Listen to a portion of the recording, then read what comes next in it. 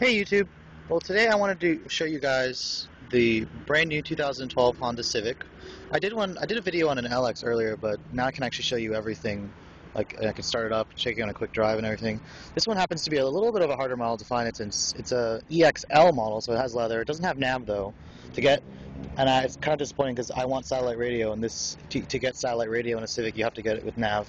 But this is the Alabaster Silver Metallic. The sticker price goes for about $22,725, which actually isn't that bad, considering that this has leather, it has Bluetooth, has a sunroof, 16-inch alloy wheels. This styling on this car is really starting to grow on me. I don't know why. I drove it over here. It drives pretty nice. Sure, the interior is kind of cheap, but it drives just like the older one. But it's just like the previous gen, 8th gen, but it's much smoother. It's quieter. It's way more refined. And I don't know, the side styling here doesn't look that bad, even though the front looks the same. But I mean, it's not bad design. It just needs some fog lights. I would get this car in Dino Blue. Preferably, I prefer the SI model, but I mean, sometimes you can't always get the SI model.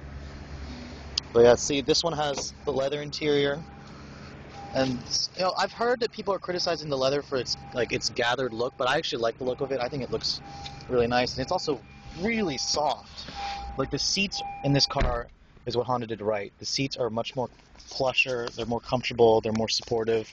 The old 8th Gen Civic kind of had hard seats. And let's talk about the interior materials, because I know I did not like the materials in here when I first saw this car.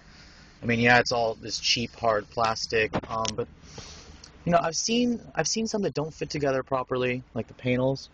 But this particular model, it sort of fits alright. I mean, I can't really. It's kind of hard to tell. You have to really get close to it. Like right there, you can kind of see it's a little uneven. The door panels is what kills me the most, because this right here is really bendable. But on EXL models, they cover this with leather. This is nice soft leather as well. Door handles, they feel pretty solid. It's got that new Honda chime in here. The armrest, though, it lost its it used to slide forward, so that's where they kind of cheaped out. That's where the USB port is. You got power, got a standard aux port right here. The EXL model comes with heated seats. Let me start it up for you. I like the new instrument cluster. I really like that new iMid screen a lot, actually.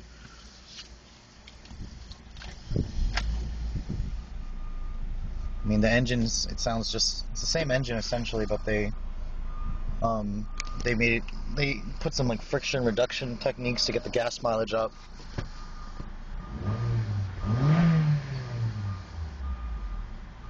I mean, it still sounds just like a Honda. It sounds pretty good, actually.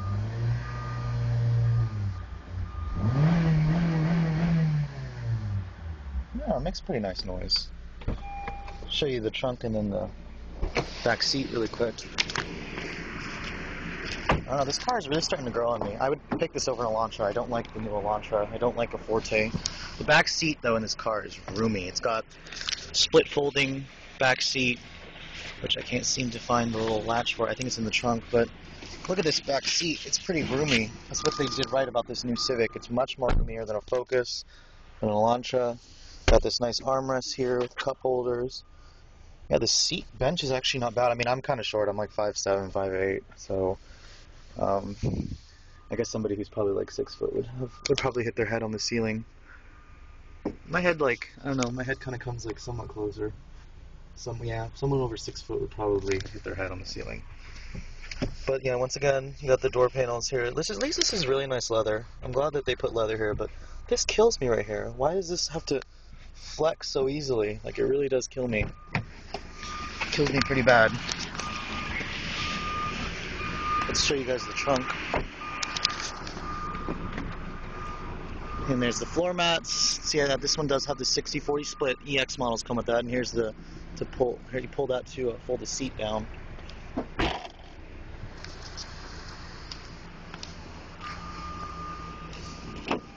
Sorry, there are a bunch of leaves coming in here from the wind. Maybe I should close the sunroof. Pretty fast moving as well. I know a lot of you are probably wondering how the iMid screen works. Let me close the windows here so Let me show you guys. Let's turn on the stereo. That's where your information is. This one does not have XM. You gotta get freaking navigation to get XM, so that kind of annoys me.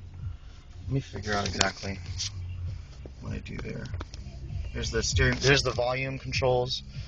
This is to change the radio station. You push this button, it'll cycle between different. This one has a full tank, but hasn't really been. It'll cycle between different views. I mean, yeah, at least they added a trip computer. That's what I'm definitely happy about with this new Civic. You can customize settings. You can actually upload a background to like a picture. You can upload a picture onto there, and it'll store the picture as a background. All right, let's take it for a quick drive, shall we? Turn off the radio. So I'm gonna get up on the highway and see. 5-speed auto still. That's definitely something that people have been complaining about, but it's a great transmission. Sure, it could use another gear, but I mean, hey, they get the same gas mileage as the Elantra with a 5-speed auto, so at least they deserve some kudos there. It's a little bit of road work.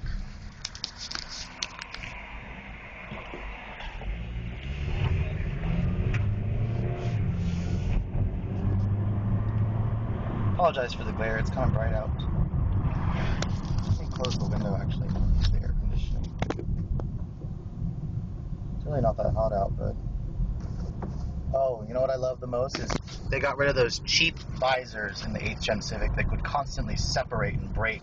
This is just a much better, a much higher quality sun visor. So you can see the little you see those little bars right there? They turn green every time I let off the gas. It's just supposed to.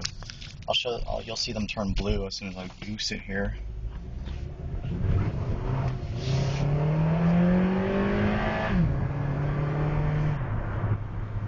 So you can see they turn green when I let off the gas. If I put my foot down, they turn back to blue. And the Econ button, which is right over there, let's push that, shall we? It just turns that flower on, that the iMid screen says Econ on, and I can immediately tell the transmission does not want to downshift. So that's like 3/4 throttle and it finally downshifts. It does not want to give up 5th gear, which is annoying. I mean, so I would probably just leave it off. I'd probably leave it off and only turn it on if I was in rush hour traffic, which is going to happen a lot in this area. Sorry, I have the cruise control on. Turn that off. But I can immediately tell the ride is much better in this generation. It's quieter, engine's smoother. The ride, though, is what they got right. This car rides great, and the seats are excellent. Now I'm going to get on the highway real quick here. I'm going to get it up to about 65. You can hear the road noise and see where it revs at those speeds.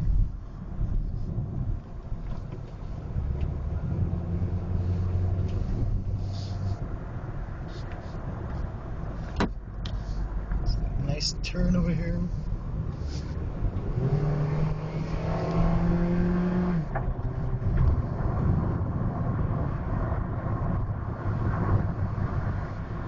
So there we go. 70 miles per hour. It's just turning over about 2100 RPM. And it's a lot quieter than the old one. The old one had so much freaking road noise. This is much better.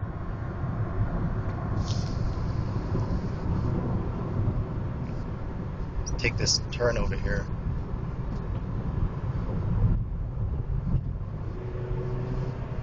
I don't know, it still handles like a Civic. It's still pretty relatively good steering. It's a little bit numb. That changing color display probably would get on my nerves.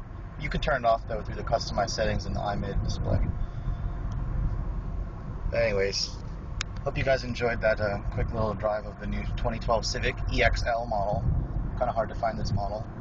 I personally get it, but I would personally be happy. I could probably give up the leather and we do have a black EX with nav. That's the one I would probably get as a commuter car. This is a great commuter car, honestly. Still a great commuter car. But yeah, thanks for watching, guys. Have a great day.